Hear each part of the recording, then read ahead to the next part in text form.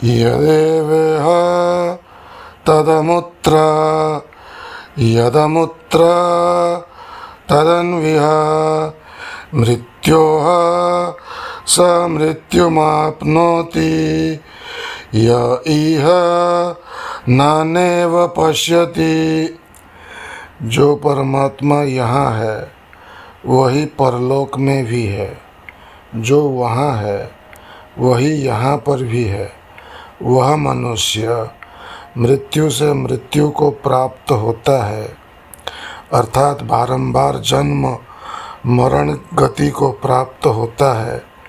जो इस जगत में उस परमात्मा को अनेक की तरह देखता है, अर्थात भेद बुद्धि एवं छोटे बड़े नाना भाव वाला देखता है। आज का तारीख है अक्टूबर 24, 2025 और स्वामी निरंजन जी पॉडकास्ट विद सैम योगी में आपका स्वागत है। यह होगा एपिसोड नंबर 90। तो चर्चा जारी रहेगी। अब उपनिषद क्या एवं क्यों चैप्टर पर। किताब का नाम है उपनिषद सिद्धांत एवं वेदांत रत्नावली, स्वामी निरंजन जी महाराज की लिखी हुई है। सर्वम खल्विदम ब्रह्म तत्त्वमसि, छांदोग्य उपनिषद 6:8-7। यह समस्त भासमान द्वैत प्रपंच वास्तव में ब्रह्म ही है और वह ब्रह्म तू है। छांदोग्य उपनिषद में अरुणी तथा श्वेत केतु संवाद में तत्त्वमसि उपदेश। यह समस्त उपनिषदों के तत्व ज्ञानोपदेश का सारांश है। इसमें निष्ठा न होना ही अज्ञान है। जीव ब्रह्म से अभिन्न होते हुए भी अविद्या के कारण अपने वास्तविक अजन्मा अविनाशी शुद्ध बुद्ध मुक्त सच्चिदानंदमय आत्मस्वरूप को विस्मृति कर अपने को जन्म मरण धर्मा कर्ता भोक्ता सुख दुखवान मान बैठा है और मिथ्या जगत में सत्य बुद्धि करके स्वनिर्मित कर्म पास में स्वयं बंध कर जन्म मरण संस्कृति में फंसा हुआ अनंत दुख भोग रहा है। जीव के सकल दुखों का कारण एक अविद्या अज्ञान ही है। इस अविद्या की निवृत्ति के लिए उपनिषदों में जीव ब्रह्म की एकता के प्रतिपादन के साथ जगत के मिथ्यात्व का भी उपदेश हुआ है। ब्रह्म सत्य जगत मिथ्या। तो ये जो कह दिया निरंजन जी ने, ब्रह्म सत्य जगत मिथ्या, ये एक मैक्सिम है। मैक्सिम का अर्थ हुआ ये एक नियम है। ब्रह्म सत्यम जगत मिथ्या जीवो ब्रह्मैव न परः। श्लोकार्धेन और मतलब या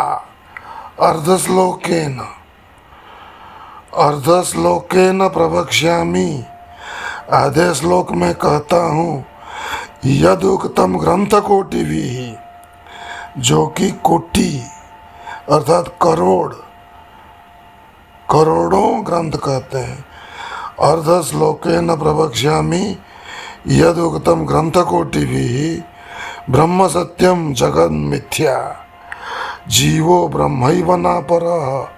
ब्रह्मन is truth, this world is false. ब्रह्म सत्य है, जगत मिथ्या है। जीव और ब्रह्म में कोई अंतर नहीं है। यह उक्ति आदि शंकराचार्य की है, जिनके नाम पे चारों मठ चलते हैं बद्रीनाथ पुरी वगैरह में, और 4 शंकराचार्य आज हैं। तो उनका स्रोत है आदि शंकराचार्य। अब आते हैं वापस किताब में उपनिषद सिद्धांत एवं वेदांत रत्नावली। ब्रह्म सत्य है और जगत मिथ्या है। जिस प्रकार मंद अंधकार में रज्जु ही सर्प रूप दिखलाई देती है, उस प्रकार अविद्या में निर्गुण निराकार ब्रह्म सत्ता ही सगुण साकार जगत रूप दिखलाई देती है। जिस प्रकार मंद अंधकार के कारण वास्तविक रज्जु नहीं दिखलाई पड़ती है, बल्कि अवास्तविक सत्ताहीन सर्प ही प्रतिभासित होता है, उसी प्रकार अविद्या के कारण वास्तविक पारमार्थिक सत्ता में ब्रह्म प्रतीत नहीं होता है। वस्तु एक ही है, जो रज्जु है वही भ्रमावस्था में सर्प रूप है। उसी प्रकार ज्ञानावस्था में जो ब्रह्म है वही भ्रमावस्था अज्ञान की अवस्था में जगत रूप है। जगत की सत्य प्रतीति और ब्रह्म की अप्रतीति तब तक होती है जब तक अविद्या अंधकार की निवृत्ति नहीं होती। विद्या रूपी प्रकाश द्वारा अधिष्ठान का निश्चय होते ही स्पष्ट हो जाता है कि सर्वाधिष्ठान ब्रह्म सत्ता ही पारमार्थिक सत्य है और रज्जु में अध्यस्त सर्प के समान ब्रह्म में यह अध्यस्त जगत मिथ्या है। इस प्रकार सद्गुरुओं से भली प्रकार श्रवण कर जिज्ञासु जीव ब्रह्मैक निष्ठा संपादन द्वारा निश्चय कर लेता है कि एकमात्र अद्वितीय त्रिकाल बाधित ब्रह्म सत्ता ही सत्य है, उसके अतिरिक्त अन्य कुछ नहीं है।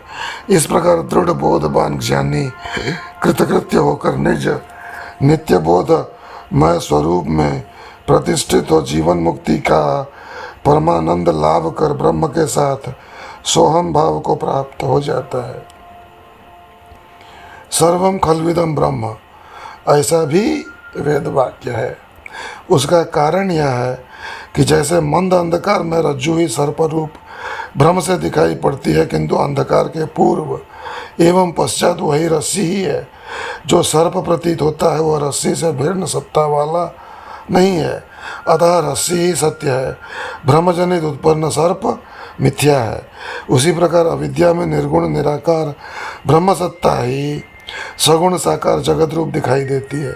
वस्तु तत्व एक ही है, जीवो ब्रह्मैव नापरः। अज्ञान में सगुण साकार जगत ही ज्ञान में निर्गुण निराकार ब्रह्म है। जब तक अविद्या की निवृत्ति विद्या द्वारा नहीं होगी, जीव को कभी स्थायी शांति नहीं मिल सकती है। जब तक अविद्या की निवृत्ति विद्या द्वारा नहीं होगी, जीव को कभी स्थायी शांति नहीं मिल सकती है। आत्मैवेदम सर्वम ब्रह्मैवेदम सर्वम एतदात्ममिदं सर्वम नेह नानास्ति किंचन मृत्योः स मृत्युमाप्नोति यः हि नानेव पश्यति इत्यादि। तो ये सारे हो गए महावाक्यों का सम्मिश्रण, अर्थात महावाक्यों को अनेक तरह के कहने का यह अर्थ होता है कि आत्मैवेदं सर्वं ब्रह्मैवेदं सर्वं एतदात्म्यमिदं सर्वं नेह नानास्ति किंचन मृत्योः स मृत्युमाप्नोति य इह नानेव पश्यति। ये सब उपनिषद के वाक्य हैं। आत्मैवेदं सर्वं समझा देते हैं। आत्मा एव इदं सर्वं, आत्मा एव इदं सर्वम, आत्मा एव इदं सर्वम का संधि हो गया। आत्मैवेदं सर्वम ब्रह्म एव इदं सर्वम ब्रह्मैवेदं सर्वम ब्रह्म एव इदं सर्वम। चार शब्द हैं, ब्रह्म एव इदं सर्वम, इदं यह, सर्वम सब, एव ही ब्रह्म, ही एव ब्रह्म, ही यह सब, ब्रह्म एवं इदं सर्वम ब्रह्मैवेदं सर्वम। तो ब्रह्म ही यह सब कुछ है। अच्छा, आगे बढ़ते हुए, क्योंकि आज ये चैप्टर ख़त्म करना है, इस प्रकार अध्यारोपित कल्पित जगत का अपवाद अस्वीकार करती हुई श्रुतियाँ एक अद्वितीय अखंड ब्रह्म सत्ता का प्रतिपादन करती हैं। इससे यह स्पष्ट है कि उपनिषदों में यत्र यत्र जगत उत्पत्ति स्थिति लय संबंधी जो द्वैत बोधक श्रुतियों पाई जाती है, उनका प्रयोजन द्वैत प्रपंच के प्रतिपादन में नहीं है, किंतु शुद्ध ब्रह्म में जगत का अध्यारोप करके उसके अपवाद द्वारा एक अखंड अद्वितीय निर्गुण ब्रह्म सत्ता की सिद्धि करना ही उनका लक्ष्य है।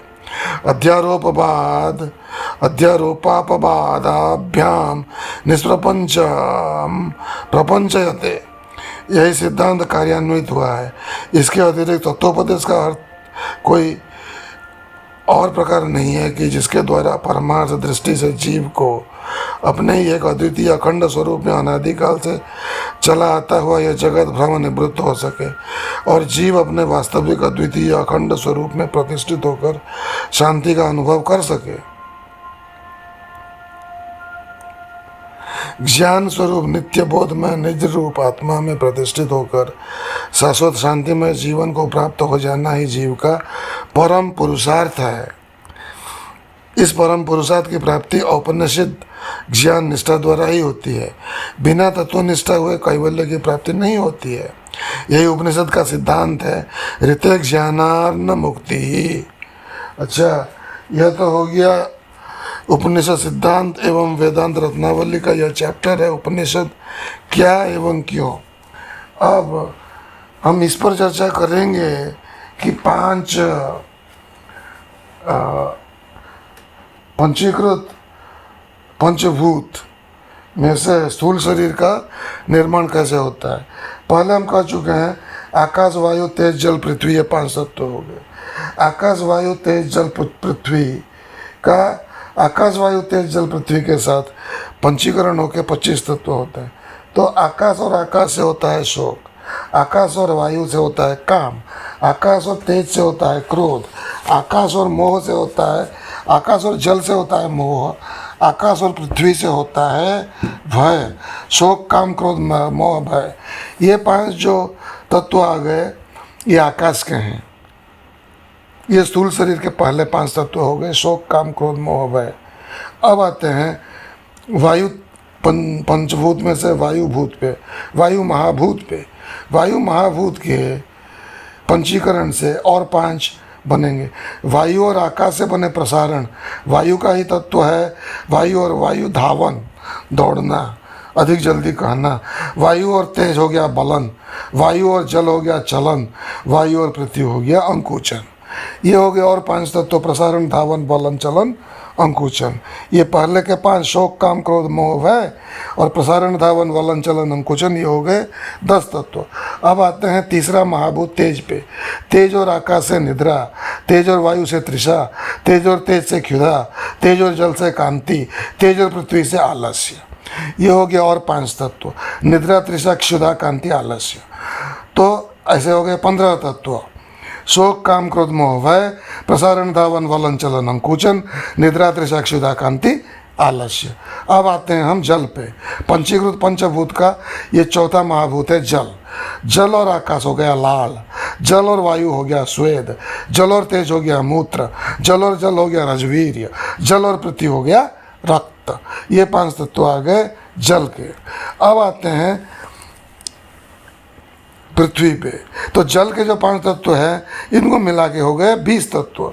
कैसे? शोक काम क्रोध मोह भय आकाश के, प्रसारण धावन वलन चलन अंकुचन वायु के, निद्रा तृषा क्षुधा कांति आलस्य तेज के, लाल स्वेद मूत्र रजवीर्य रक्त जल के।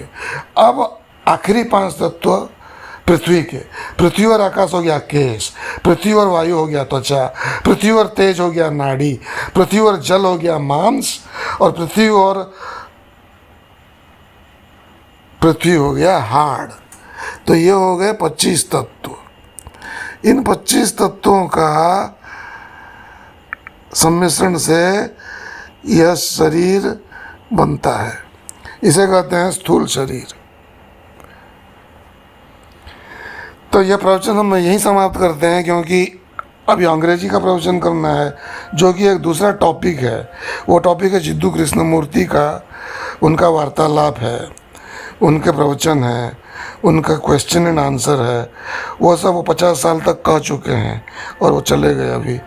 तो कुछ भी मेल खाती हैं वेदांत से ही लिया गया है। उनका जो सोच है, उनकी जो सोच है वो वेदांत पर आधारित है, लेकिन उन्होंने पृथ्वी पर भाषण दिया।